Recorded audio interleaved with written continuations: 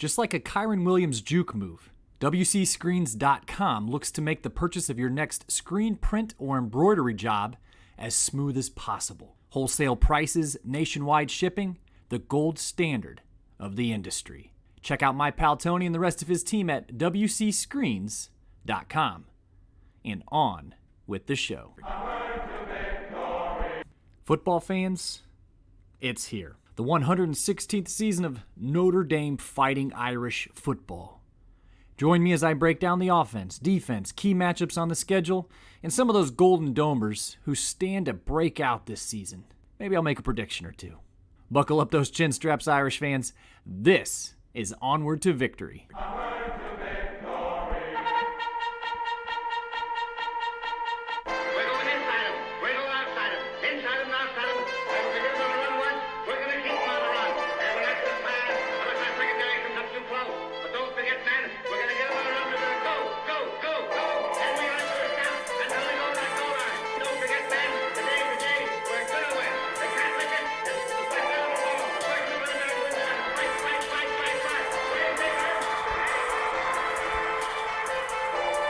Hello and welcome to this special 49th edition of Onward to Victory, a Notre Dame football podcast. My name is Alex Painter and thank you for joining this most exciting installment of the show. We've waited long enough, Irish fans. Welcome to the 2021 season preview episode. This is the third annual season preview episode and I'll break it all down, whether you are an Irish novice or you literally bleed blue and gold. You're going to want to stick around. First, a special thank you to my pals and the financial backers of this show, including 2021 season sponsor WCScreens.com, and to Consensus All-Americans, my favorite sons of Aaron, Misters Michael Finan of Rutherford, New Jersey, and Brad Glazier of Williamsburg, Indiana. If you or your business would like to become a sponsor of the show, hang out until the show wrap and I'll tell you all about it. So before we jump in, again, how about a quick off-season recap? I know the Fighting Irish's last game was all the way back on January 1st, but that doesn't mean the show went into hibernation for the rest of the winter, spring, and into the summer. Not by a far cry, actually. In fact, here are all the places we went. I'm going to take a deep breath here. In January, we discussed the life and career of Al Feeney, the everywhere man, as I like to call him, who was the center for Rockney's teams that perfected the forward pass. And I mean Rockney as a player, not as a coach. A fourth installment of the Notre Dame in the Civil War series investigated, see what I did there, the famous detectives, the Pinkerton family, and their connection to Notre Dame. In February, that shortest of all months, I debuted the Gridiron Groundbreakers of the Fighting Irish series. Appropriately, during Black History Month, the episode was dedicated to tackle Wayne Edmonds, who was the first black monogram winner for the Notre Dame football team. The month of March brought two Onward to Victory deliveries. The first was an evocative examination of the Irish's recruiting efforts, and if the academic standards and reputation of the school helps or hinders their efforts on this front. To pair up with this, a St. Paddy's Day special was also released to commemorate the most Irish of all holidays. After a quick spring game preview episode in April, I got my hands back in the dirt in May, with part 2 of the Gridiron Groundbreakers of the Fighting Irish series, dedicated to Tommy Yar, the first Native American to play football at Notre Dame. And also a Memorial Day remembrance episode to celebrate the lives of those Irish football players killed in action in the service of our country. Those summer months of June, July, and August brought 4 more episodes to the tally, including a 2-year anniversary special where we discussed the exhilarating history of Rockney, Texas. This was followed by an 80s-themed episode about the Jerry Faust era, an offering about the origins of the Fighting Irish nickname, and finally a conversation with author and now friend of the show, Bill Fuller, who wrote the book The Forever Year, a historical fiction romance novel about the Gipper himself, George Gipp. So yeah, a little bit busy, I tell you. But one last thing, and I can't believe I failed to bring this up during previous episodes. I know all of you watch Rudy before the season begins, and I mean all of you. I just know it. Well, the cast of Rudy suffered a loss back in June as Ned Beatty, who plays Rudy's father in the movie Dan, and of course tons of other memorable roles, passed away on June 13th of this year, 2021, at age 83. So here's to a great, both in the Irish circles and many, many others. All right, so that, friends, brings us to today. Let's start at the top, shall we? The number 9 ranked Notre Dame football team begins their 2021 season again as an independent in the 116th season in program history. 1,209 games have been played thus far. Your Fighting Irish have claimed victory in 862 of those games for a winning percentage of .727. Fact is, only 6 schools in college football have won more games than the Irish, and all but one of them have played more seasons. Returning for his 12th season at the helm is head coach Brian Kelly. Kelly holds a record of 102 wins and 39 losses, good for a .723 winning percentage. Not to mention the Irish are 43-8 over the past 4 seasons, logging 4 straight double-digit win campaigns. Coach Kelly actually only needs 4 more victories to pass the legendary Knute Rockne on the career wins list. And speaking of that record book, here's where some of the current Irish stand. With 1,151 career rushing yards, running back Kyron Williams ranks 40th in school history. With a season like last, look for him to just vault up that muster roll. His 13 rushing touchdowns also rank 40th in program history. Now, when it comes to receptions, you have to go pretty far down the list, and that's going to be a theme that kind of comes up again here soon, but it's certainly 2 guys to be excited for. I think anyway, sophomore tight end Michael Mayer, the returner with the most receptions, is 76th in school history with 42. Mr. Golden Shovel himself, which I'll explain later, Avery Davis, is 81st in school history with 39 catches. From a kicking standpoint, senior Jonathan Dorr is 4th all-time in scoring with 210 points, and punter Jay Bramblett is 6th in school history with a 40.8 yards per punting average. So let's hone in on the offense and give a good preview of what we're going to be seeing here. The offense will be led by former quarterback and now Irish offensive coordinator Tommy Rees, who will be in his 2nd season in the role. So let's look around at the unit's personnel, as well as the strengths and possible growth edges. So after lighting up the record books and winning more games than any quarterback in Irish history, Ian Book has moved on to the NFL. Replacing him is Wisconsin graduate transfer Jack Cohn. Now, I can't stress just how different these guys play the position. I think this has been talked about ad nauseum, but just in case you haven't heard, I'm going to spell it out. Cohn isn't one to bolt and run like Book would if the pocket broke down or, on a quarterback-designed run. Frankly, I'll be surprised to see very many of those designed quarterback runs with Cohn under center, short of a sneak here and there. But he does possess a quick release and a very strong arm. And one of the knocks that I know I heard over the years about Ian is that he was a little bit inaccurate from time to time. Cohn possesses accuracy in spades. He actually had a 69.6 completion percentage in 2019, which led the Big Ten. And so for some additional context, that's over 7% higher than Book's cumulative 2019 and 2020 seasons. So again, you're not going to see the same level of him breaking the pocket and taking off and running. That's Jack Cohn, that is. Or, again, those design quarterback runs. But that's not to say that Jack's not a good athlete. In fact, when he was a freshman in high school, he actually committed to Notre Dame as a member of the lacrosse team.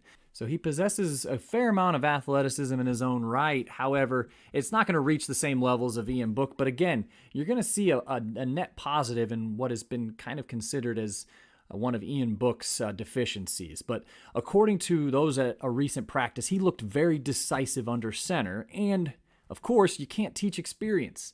Cohn's thrown nearly 450 collegiate passes and been to a Rose Bowl. So, yeah, he's absolutely a stopgap in the interim period for Drew Pine, Tyler Buckner, even Ronnie Powless III. But Irish fans, I think you're going to like his poise and his leadership. Moving to perhaps the deepest of all positions for the Irish, running back. This will prove to be the bread and butter for the offense and probably Jack Cohn's best friends back there. Every team, and I mean every team, will get a heavy dose of number 23, Kyron Williams. Last year, he was a Doak Walker finalist, ACC Rookie of the Year, Freshman All-American, 1,125 yards and 13 touchdowns, another 35 catches for 313 yards, and another touchdown.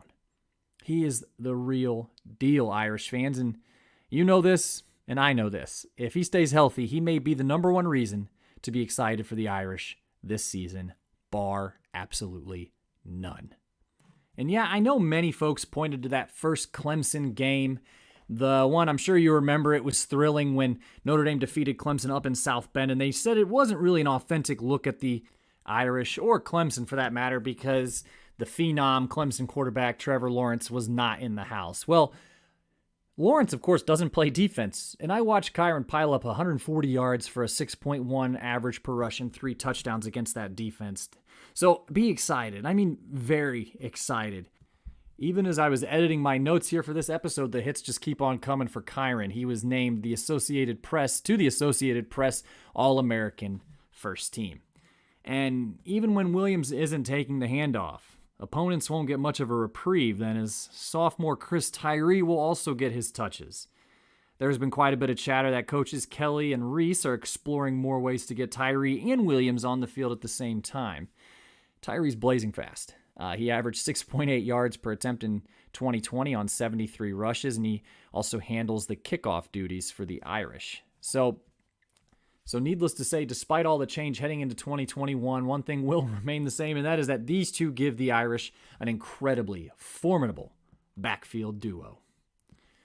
But sprinkle in a bit of one of my favorite dudes on the team, and that's Sibo Flemister as the short yardage back, and that is just a heck of a stable. Sibo plays the tough runner role with his 5'11", 200-pound frame, so man, don't sleep on Sibo. As for the offensive line and tight ends, even though 3 linemen and 1 tight end were selected in this past year's NFL draft, Coach Kelly still has some shock troops to employ on Saturdays, particularly in the form of AP first-team All-American guard Kane Madden and second-teamer center Jarrett Patterson. All right, let's start with Madden, since he might be a new name for some of you all. So Madden is a grad transfer from Marshall, and he is absolutely bona fide. In fact, he was rated by some services as the best run blocker in the country last season. Man, I cannot wait to see this guy because he plays meaner than a bobcat without a blowhole, and he was absolutely a huge pickup. Though he was taking snaps with the second team recently, count him into the starting lineup as he has 31 starts in his career. Patterson, with 20 starts in his career, plays the role of the kind of position group leader. Now, there's some uncertainty as to who is playing where along the line after these two. My best guess is you will see Avon, Indiana freshman phenom Blake Fisher lining up at left tackle, and Josh Lugg, with 8 starts and lots of snaps under his belt, lining up at right tackle. The other guard position, well, honestly, for the longest time, I didn't have a clue. But the more and more I look at it, it looks like Cincinnati native Zeke Correll is going to get that nod at the other guard position. He seems to have an inside track on the spot anyway, but also freshman Rocco Spindler, senior John Dirksen are also in the mix for some of those spots too. But either way, there will be some new faces. But that's okay. There's still so much talent for Notre Dame in the trenches, and even if it doesn't quite reach the level of seasons past, I think it's going to be a strength of the offense once again. So tight end, let's work our way to the perimeter of the offensive line. You know where I'm going to go with this one. Number 87, Baby Gronk, Michael Mayer. Man, he had some freshman moments last year, but he was as dominant and dynamic of a pass catcher as we had. And boy, last year we needed that. And, I loved how he got out into the open field, and it almost felt like he invited contact. He's such a tough runner. And rest assured, Michael Mayer is going to be Jack Cohn's very best and probably very favorite target inside the numbers. So here's another name for you at the spot. A dude I waxed about in the spring preview earlier. That's George Takix. At 6'6", 250 pounds, George is a tough blocker with some pretty soft hands. So Tommy Rees loves running that multi-tight end set, so look for Takix to get some love there. So, rounding out the offense is the wide receiver group.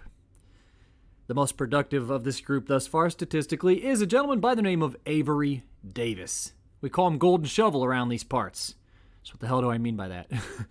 Well, the Golden Shovel Award, and I'm sadly not sure of the origins, is typically used to recognize work ethic and team-first efforts. Davis fits this mold as he has moved from quarterback to running back to defensive back, then to receiver. And not to mention he was a very highly regarded and recruited quarterback. So to have a gentleman who has moved spots now multiple times, basically wherever he was needed, he would go. And he enjoyed his most productive year last year. He logged 24 catches and a pair of touchdowns. He's the unequivocal leader of the wideout pack. And let me tell you, Irish fans, an easy dude to root for.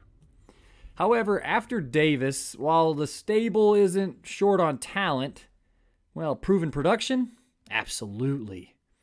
This is probably for the second straight season the group that pundits may point to that may be the one to hold the Irish back. Because yes, the fact is running back Kyron Davis has the third most receptions of any returner at 36. Tight end Michael Mayer has the most at 42. So only one wide receiver in the top three. So I'll leave it at this.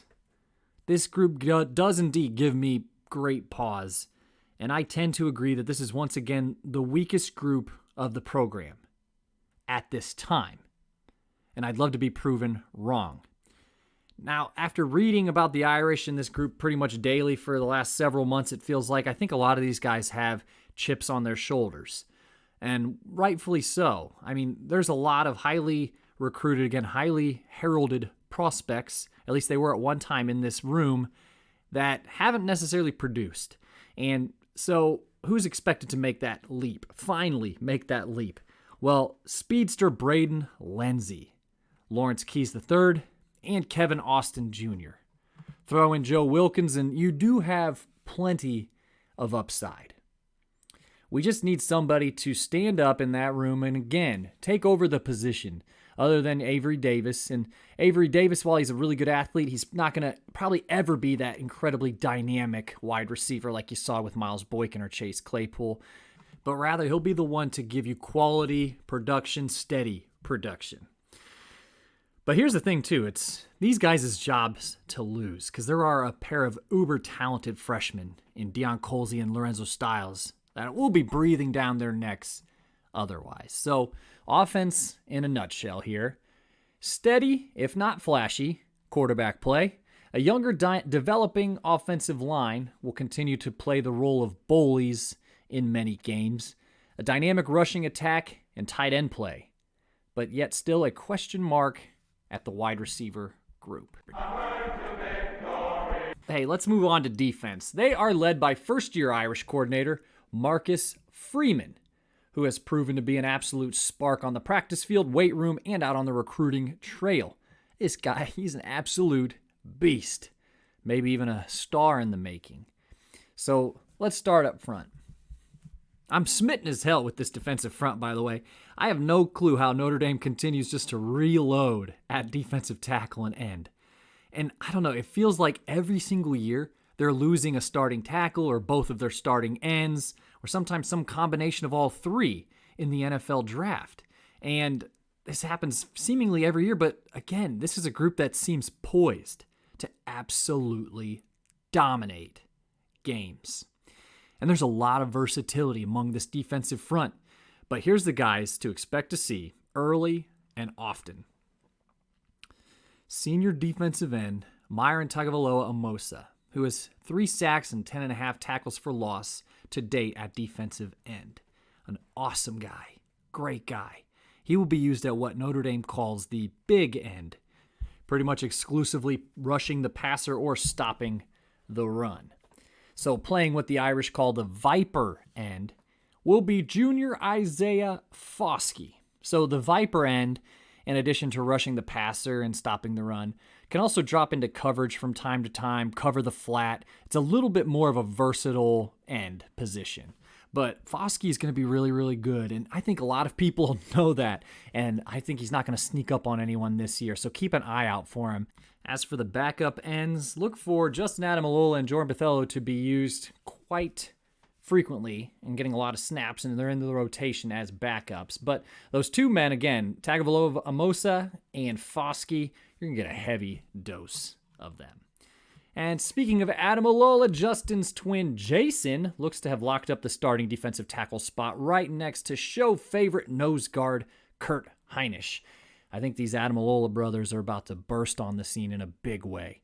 And there is tons of depth and talent along the front. And I guess no thing better illustrates this than backup tackle Jacob Lacey, who I think is now 3 spots down. The depth chart has seen action in 22 different games. So a lot of folks are nervous about linebacker with the departure of Dynamo, Butkus Award winner Jeremiah Usukormo to the NFL. Fortunately, he's suiting up for my favorite team, the Cleveland Browns. But just to put that out there now, no, you can't replace that man. However, a couple guys who stood next to Jeremiah are still in the stable, including middle linebacker Drew White, number 40. White plays a tough-nosed brand of the position and has very quietly had a hell of a good career. Most people probably don't realize he's racked up 145 tackles, 17.5 tackles in the backfield, and 3.5 sacks. Having such a seasoned player smack in the middle of the defense is a luxury, and the Fighting Irish have it. Linebacker seems like it's going to be a pretty fluid position in Freeman's scheme with a lot of guys playing multiple positions in a lot of different roles, but I'll try to be straightforward here. 2020 Onward to Victory All-Sleeper team pick Maris Leofau looks to have locked up the weak side linebacker, or the will spot. Leofau flashed at times last year, kind of looked lost at other times, but many are pegging a breakout season for him this year. He looks the part. You could tell he is bulked up. I don't know what his current weight is, but man, he looks a lot bigger than he did last year. So I may have been a year premature in my prediction for Leofau, but hey, look out for him this year. I think he's going to do some big things. And I'm giving the rover spot to former Mr. Indiana football Jack Kaiser, who had a bit of a roller coaster 2020, bouncing around from deep down in the depth chart to starting against South Florida last year. He had a really nice spring game, and I think he's just the kind of linebacker that's going to flourish in Marcus Freeman's system. Quality backups in Shane Simon, Bo Bauer, Isaiah Pryor, Paul Moala, as long as he's back 100%, that is. We'll see plenty of reps too. Again, I think linebacker is going to be pretty fluid. I think they're going to use a multitude of guys to help replace the skill set that Jeremiah Usukormo brought to pretty much every snap.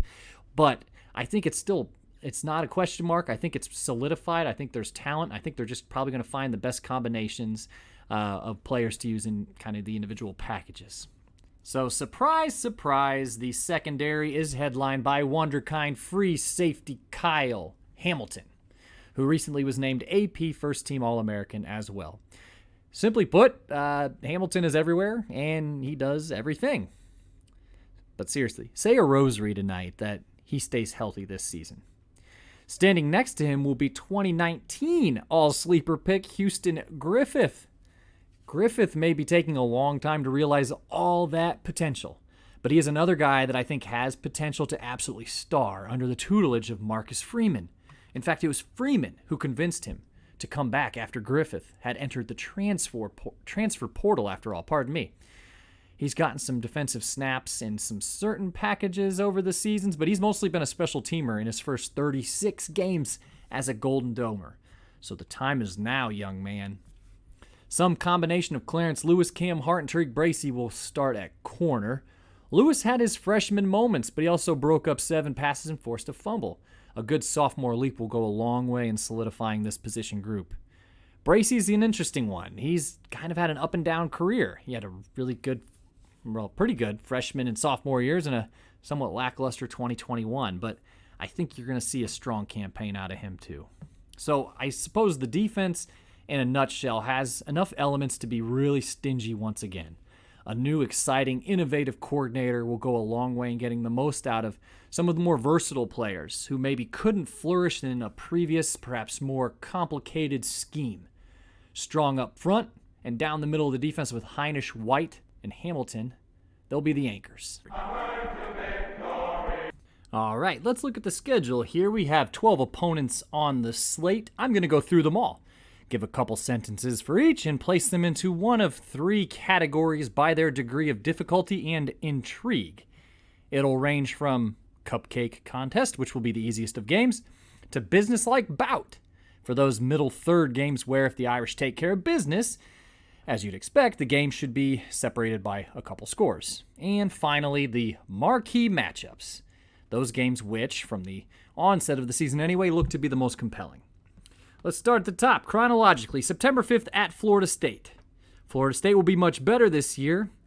They project to have as many as 9 starters back on offense and look to put another forgettable 2021 3-win, 6-loss campaign behind them. While they'll be better, there's still no match for the Irish. While I probably think this is the most difficult of the cupcake contests, it should be one nonetheless. September 11th versus Toledo. Hey, I'll be at this one with some of my crew. I believe this is the final of the Mid-American Conference matchups.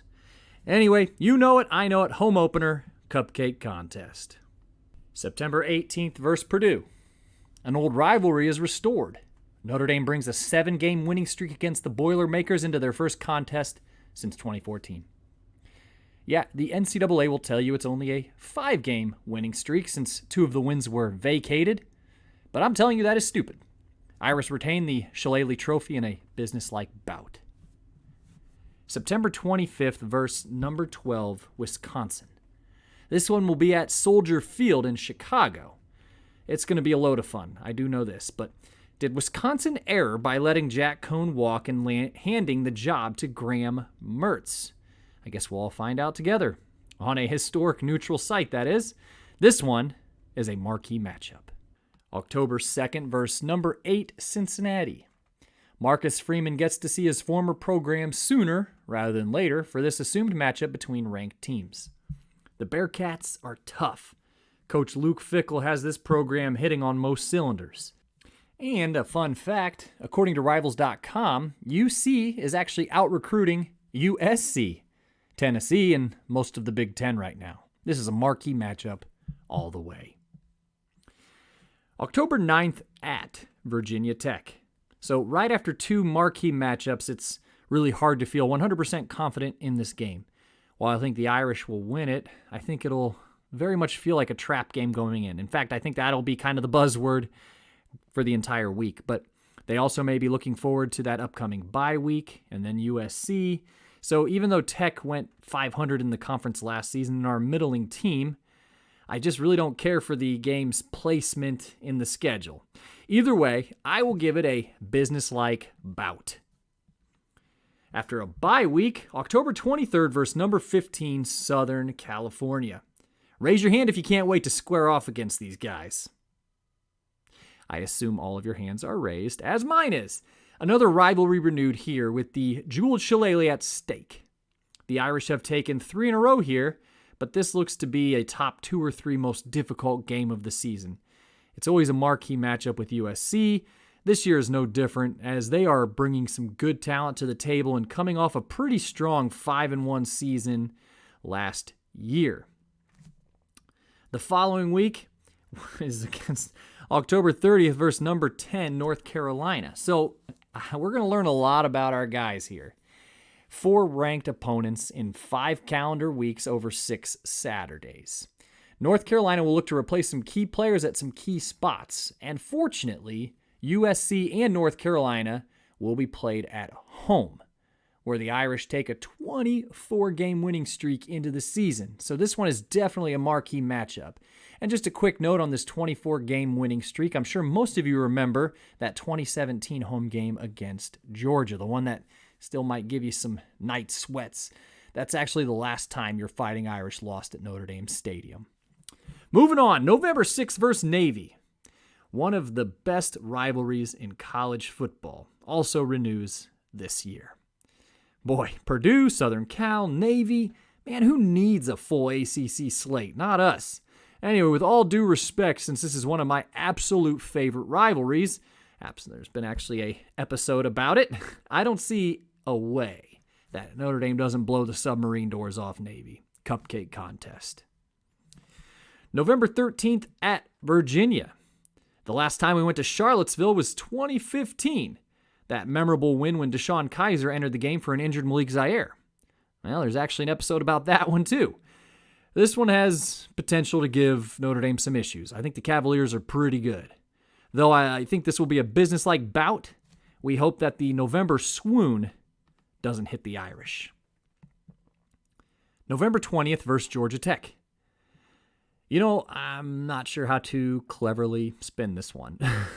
This is a team we've met a lot over the decades and boast a 29-6-1 record against them. And they haven't been very good here, at least the last few seasons. Playing in South Bend, this ought to be a cupcake contest too. And finally, after that penultimate game of the season versus Georgia Tech, the Fighting Irish fly out to Stanford, California on November 27th.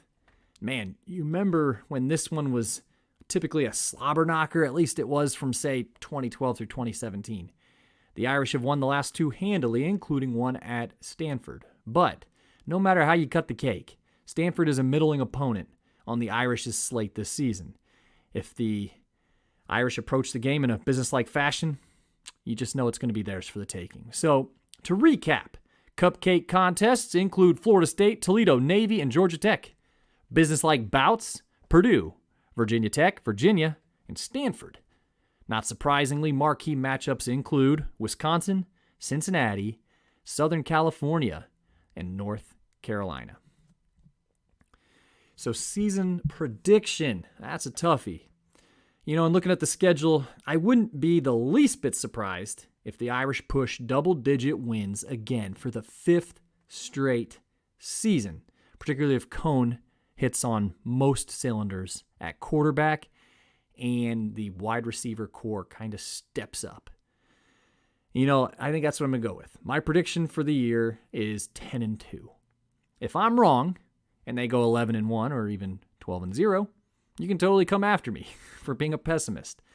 I can't readily identify those games that I don't think they're going to win, but I'm guessing there may be a couple stumbling blocks in there. All right, so finally, how about the members of the 2021 Onward to Victory All Sleeper Team? You've heard me preface this a number of times. It's one of my favorite things to do every single year. So these are guys who may be a bit down the depth chart or even newer starters, but far from what you might consider quote-unquote household names. But these are still guys who you can expect some moving and shaking from this season. I have 4 guys, 2 on offense and 2 on defense, and based on how I've discussed them today, you may already have a good sense of who they are. Let's start with offense. My first pick is tight end number 2, George Takis.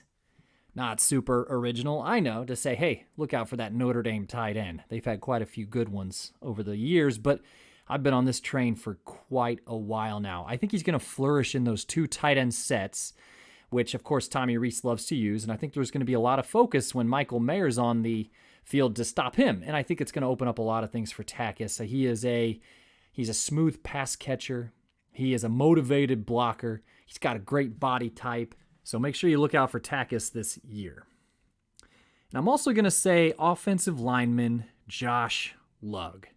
He's kind of bubbled under on the depth chart for a couple seasons now and kind of capably playing whenever he's been asked. And as we all know, he's played behind some studs.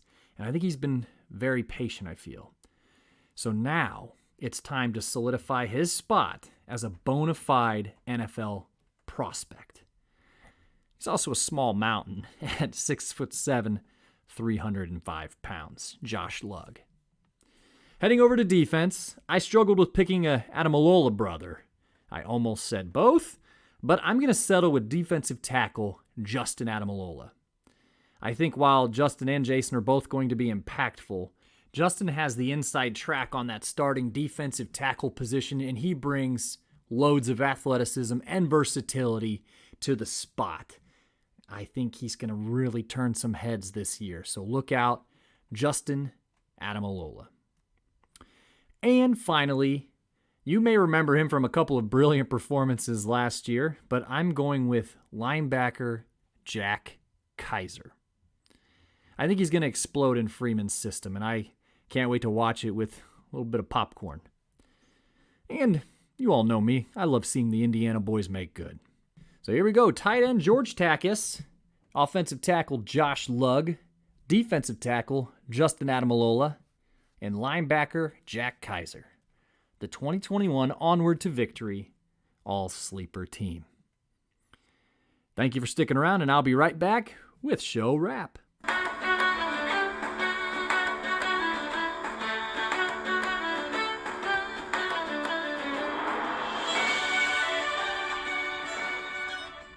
All right. Well, if you guys are anything like me, and I suspect that you probably are, you're chomping at the proverbial bit for this season to start. And for some of you, actually I put it out on Facebook, some of you already got your tickets for the games. So maybe I'll catch a few of you at the Toledo game. But I'm really, really excited. I cannot wait. We are down to less than 2 weeks before the season starts. So I really hope you enjoy this episode. And like I said, whether you're an Irish novice or expert, hopefully you learned a few things or at least appreciated some of my perspective. But thank you again for joining me. This has been great to put together. This is always one of my favorite ones to do every single year. And this is the third annual season preview episode. So I want to thank WCScreens.com for sponsoring the show. Again, please visit the website to see everything that they have to offer in screen printing and embroidery and how they can get you or your company, your gathering, whatever it may be, outfitted properly and saving money. Also, a warm and special thank you to Consensus All-Americans. Again, Misters Michael Finan of Rutherford, New Jersey, and Brad Glazier of Williamsburg, Indiana.